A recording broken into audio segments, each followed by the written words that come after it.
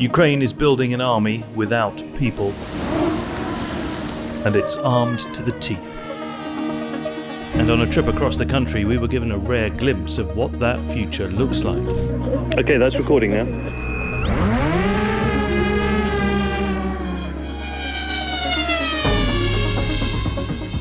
We were shown robots that can launch drones and evacuate the wounded. We haven't enough humans in Ukraine like Russia, and UGV could save our lives, soldiers' lives. Since 2022, many Western countries have been using Ukraine as a laboratory to field test their very latest weapons systems. But what we found on this trip is that Ukraine is producing its own homemade technology, which is capable of completely changing the shape of this conflict. We saw drones guided by Starlink and artificial intelligence, and remote-controlled speedboats hunting Russian targets far out to sea. I think that was so easy because that looked like a computer game. If you thought the conflict so far had triggered unprecedented innovation, what we've seen here is that in this war there is no such thing as standing still. Everything is evolving faster, being produced more cheaply and flying and driving further than ever before.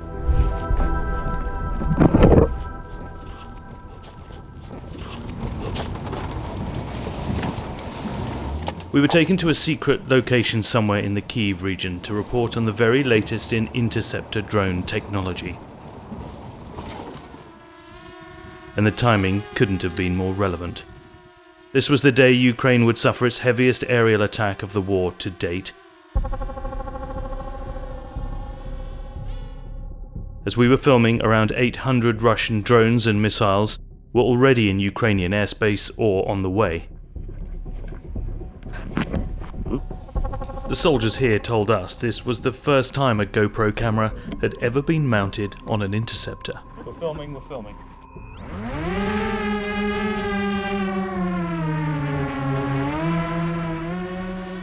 This is the Sting, a first-person view interceptor drone created by the company Wild Hornets.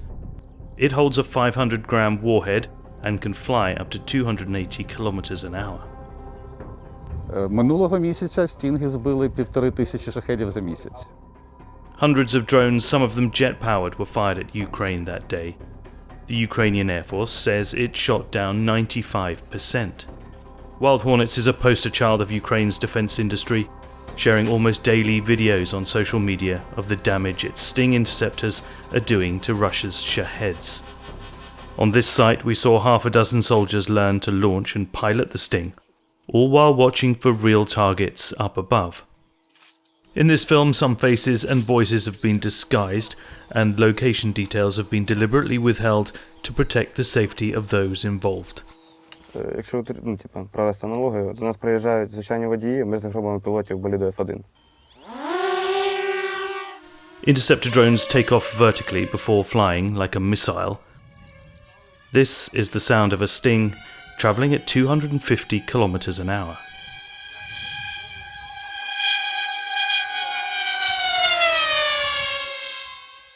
Wild Hornets started shooting down Iranian-style Shahed drones only in the spring of 2025. While some mobile defense units still use machine guns to take down drones, interceptors now account for the majority of hits. They were telling us they produce over 10,000 units a month and are low cost, high speed, and can climb to heights of up to 7 kilometers in the sky. And they need all of this to be able to keep up with the wave after wave of Shahed and Geran drones that are being launched from Russia every single day. Each Sting costs around $2,000, a fraction of the cost of the Russian one-way attack drones they chase, which are estimated to cost at least $20,000 each. The more Stings produced and the more effective they are, the more lives are saved. Мотивація рівно та сама, що і була з самого початку. Я хочу захистити свою землю, своїх рідних, свою сім'ю. Але з часу вона трошки трансформувалась, і я хочу помсти. The Russians are also innovating quickly. Their latest generation attack drones are jet-powered and can be controlled remotely by operators rather than following preset coordinates. In response, Wild Hornets told us it is already working on the Sting 2. It's faster, has thermal imaging cameras, and will use AI to identify targets and help the drone make its final approach. The company has even tested something called Hornet Vision Control, which allows pilots to control the Sting via a network of satellite links from hundreds, if not thousands of kilometers away. Зараз ми працюємо над тим, щоб можна було збивати, наприклад, працювати стінгами з іншого континенту, не тільки з іншої країни. І треба також враховувати, що технології змінюються не тільки наші, а і протидія будь-яким технологіям також дуже зі сторони ворога також активна. Interceptors can now be launched from the air and from mothership drones. One manufacturer, Skyfall, has released an interceptor that uses AI to autonomously lock onto and destroy a target. The aim is simple: to take down as many Russian drones as possible, keep pilots safe, and of course, protect the people on the ground living in the shadow of these daily attacks.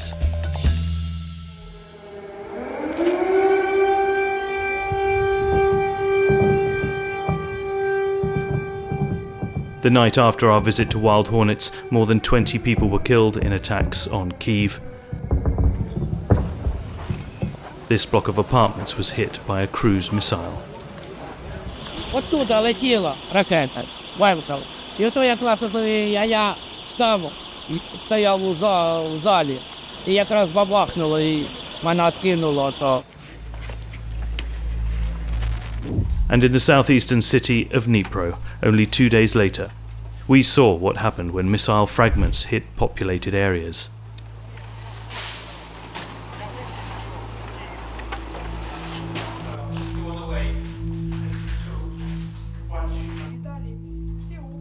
Около 3 часов ночи. Вообще-то где-то с 4 была тревога, бахкали, шахеды летали. Я еще на кухне села кушать, и так туда в сторону, как вспышка такая, и что-то бах. Ну что, говорит бабушка, как вы? Уже просит.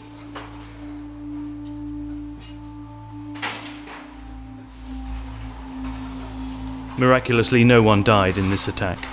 About 20 people were injured, including Olha's neighbour. Restless innovation has been the only way for Ukraine to try to stay ahead of Russia. Since 2022, Ukraine has rapidly transformed from a country reliant on weapons imports to a military tech powerhouse in its own right. Kyiv still needs outside support, but as we saw, the outside world is increasingly coming to Ukraine for inspiration.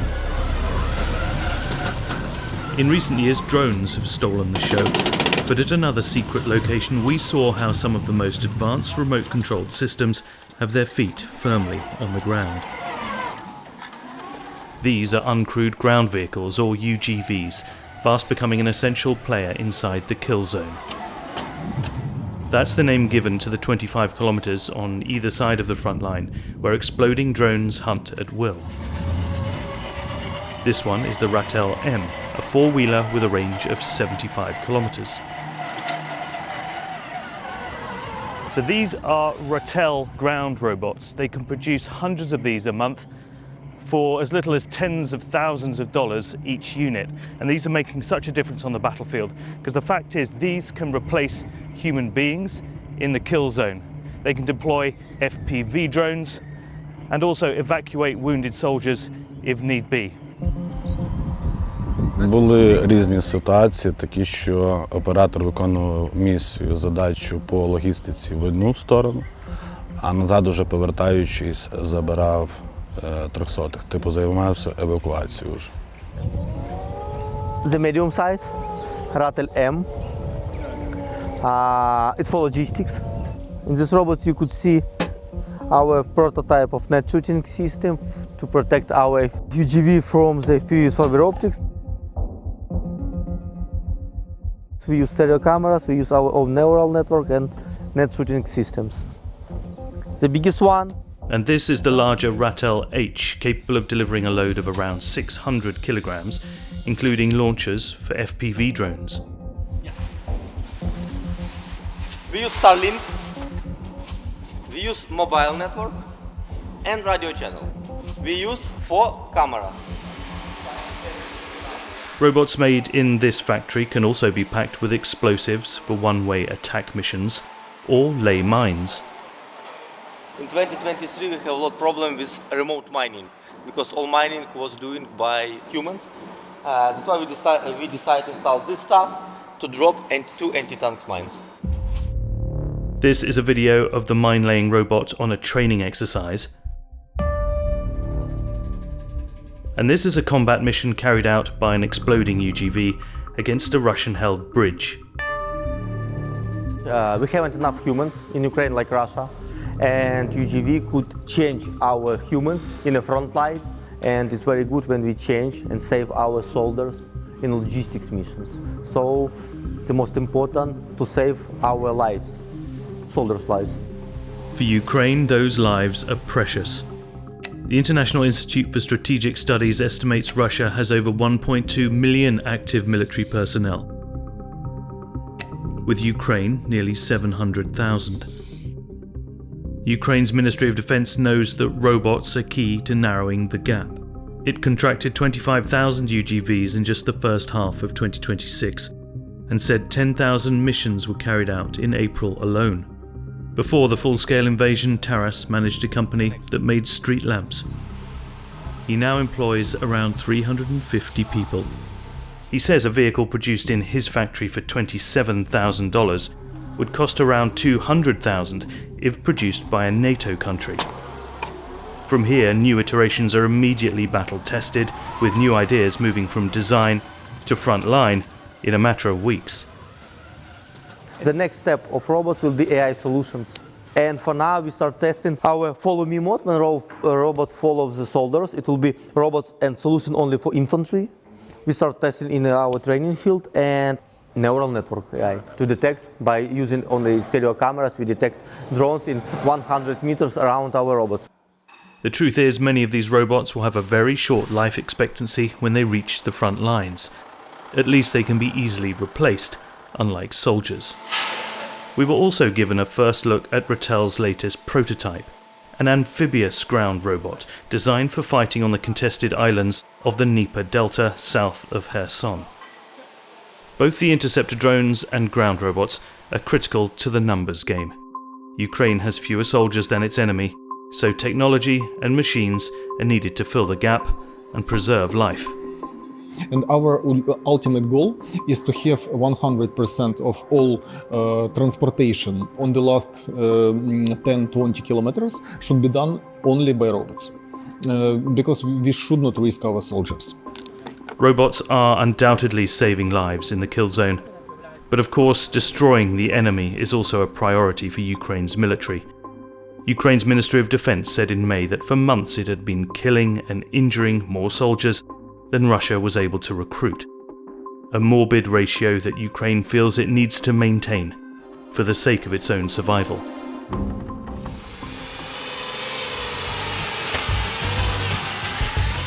It's places like this where Ukraine's killer drone pilots come to refine their skills, the Killhouse Academy. Over 7,000 people have passed through its doors over the last 2 years. Soldiers, foreign volunteers, as well as civilians. First they learn the basics of controlling simple quadcopters like this. We've come to the Killhouse Academy and there are drones flying all around us, some are crashing as well. Students here are right at the end of a 6-day basic drone flying course and they'll leave here with their certificate, and many will take it straight to the front line where drones and drone flying skills are so desperately needed. That one just crashed. We're trying to give them much control so they can hover in front of targets. They can hover while their signal is breaking, so they should just stop it and wait till the situation will be better. So we are teaching them to fly slowly, because that means that you can fly much longer distance, because your battery wouldn't discharge fast. And after that, we are giving them harder obstacles to do, to work with it. Students also need to know how to handle explosives and hit human-sized targets too.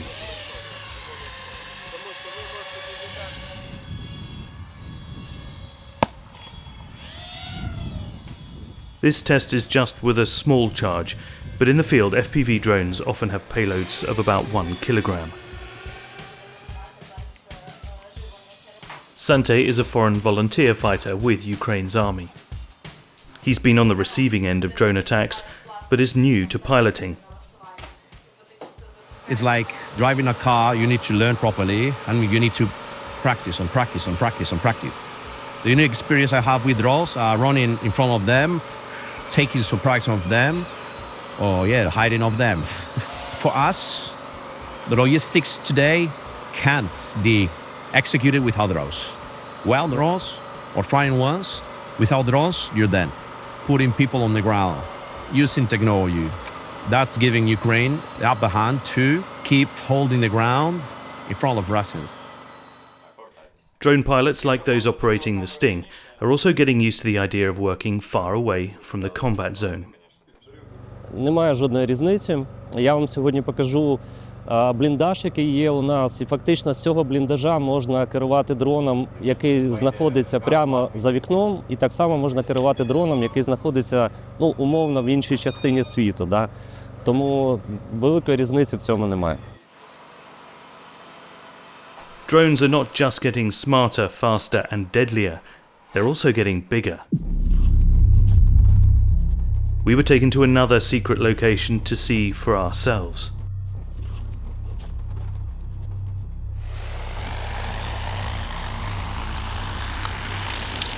Now this beast is known as the Perron Max, and at $25,000 a pop, this is one of the biggest drones in the Ukrainian army at the moment. This is used for logistics supplies and bomber missions as well.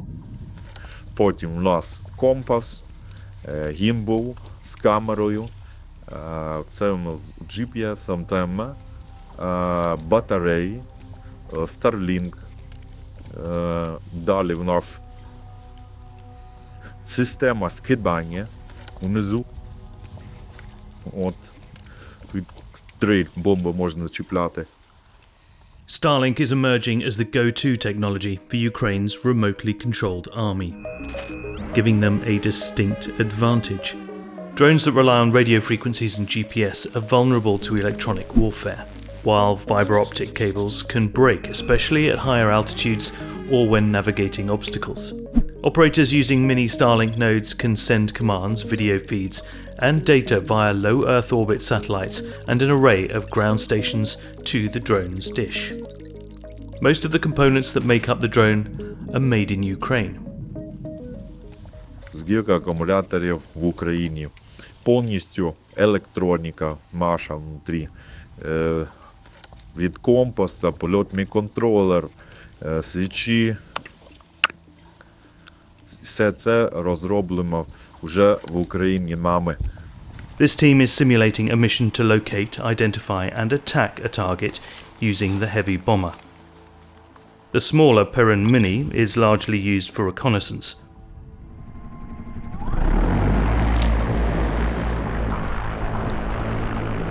The large Perron X is mainly used as a bomber, but is increasingly needed for logistics, helping to resupply soldiers inside the kill zone. Воду, медицину, речі. Якщо не дамо, хлопці не зможуть на цих позиціях вистояти. А один раз вони доходять пішки там, по 20 кілометрів з позиції. Він, то, що я казав, він ефективніше, ніж НРК, тому що його чаще збити, він швидше і ефективність в 10 разів більше від наземних. The Perron X can travel 15 kilometers and drop 3 15-kilogram warheads on targets before returning to base. Once in the air, the crew operates the drone's array of high-tech features. First is detecting what's known as spoofing, an attempt by the enemy to confuse the drone with fake satellite navigation signals, throwing it off target. If spoofing or jamming is detected, these drones can switch to optical navigation, using onboard cameras to read the landscape and fly autonomously. Also to come, AI-controlled bomber swarms, with up to 50 bombers in the air surveying the landscape and identifying targets. І ми будемо бачити ціль, і тут же штучний інтелект нам буде допомагати обирати найкращий маршрут, підбирати кращий бомбер, який недалеко знаходиться, щоб вражати цю ціль. In this cat-and-mouse arms race, it's a case of innovate or die. Often within weeks of one side deploying a new technology or upgrade, the other side plays its countermove, and so on. This video shows a recent mission in which the crew discovered an unexploded warhead from a Russian Shahed drone. They attached it to a bomber drone, flew it back towards the enemy, and dropped it on their position. Навіть деякі військові кажуть, коли бачать відео, що робить Туру Макс, що скидає, що це як міні-ядерна бомба. Я хочу виказати відео, тобто тут 3 ураження буде одним максом.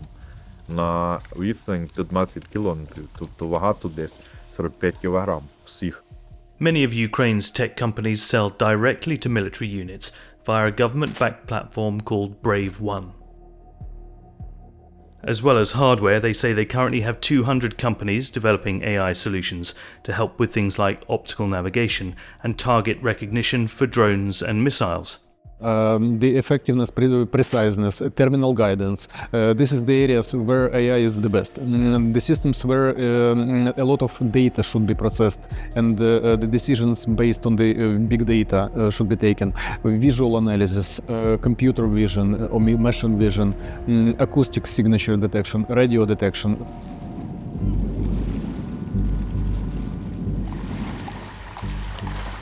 Ukraine's war machine is also innovating at sea. Since the start of the full-scale invasion, Ukraine has managed to push much of Russia's Black Sea fleet away from the Crimean Peninsula through a combination of missile, long-range drone, and sea drone strikes. We were given rare access to a special forces unit within Ukraine's intelligence services, known as the Black Sea Legion. It's designing weapons to take the fight further out to sea and into Russian territory. И все это превращалось из одного маленького гаражного кооператива в огромную инфраструктуру по созданию целых роботизированных систем, которые позволяют управлять не только одним дроном, а огромными группами эскадрилей, позволяющими нанести урон целому флоту Российской Федерации. Камеру можно выключить? Алло. This is a simulation of a remotely controlled naval drone, and this is the real thing. The Katran X-1.2, not only capable of operating as an exploding drone against Russian Navy ships, but also features hatches for you-know-what, interceptor drones.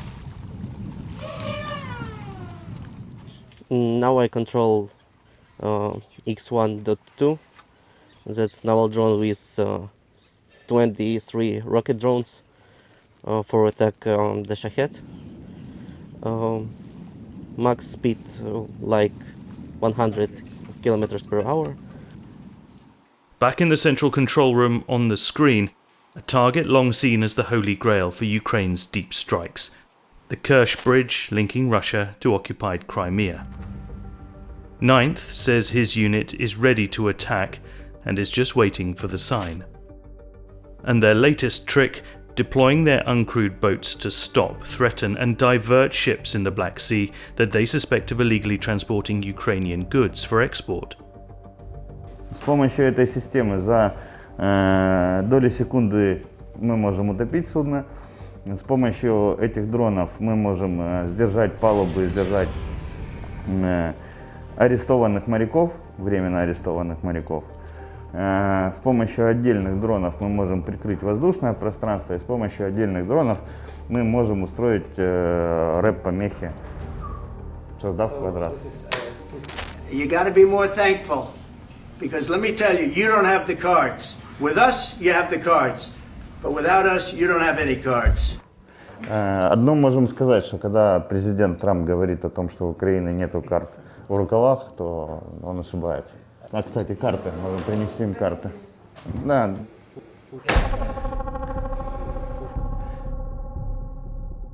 When needs must, Ukraine still uses more old-school methods to take down enemy drones. A few hours before we visited this mobile air defense unit, it was targeting a Shahed with a Browning machine gun. But in a war that never stands still, even here the unit is training up on the very latest interceptors. This is the Wall of Remembrance for the Fallen of Ukraine, close to Kyiv's central St. Michael's Square. And these are the faces of just some of the victims of a war that began in 2014.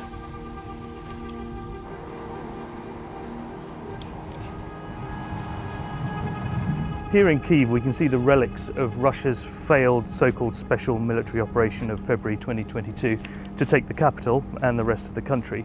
But since we've been in Ukraine, we've been given incredible access to the next generation of technical innovation that's changing the course of this war.